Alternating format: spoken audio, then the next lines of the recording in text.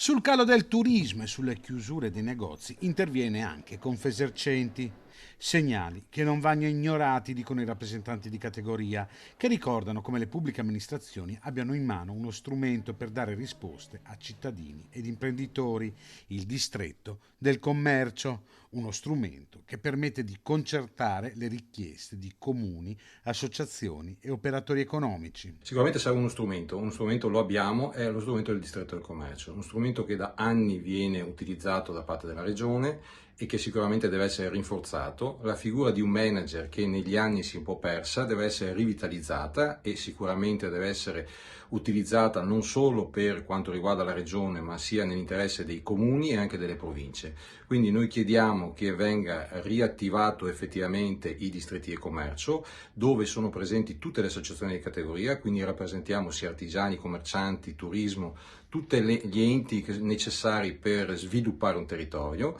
e l'idea di Confesercenti è quella di al più presto convocare tutte le amministrazioni, i sindaci che rappresentano i distretti del commercio per capire la strategia da utilizzare per dare vitalità ai territori, riqualificare i territori e rigenerare i territori.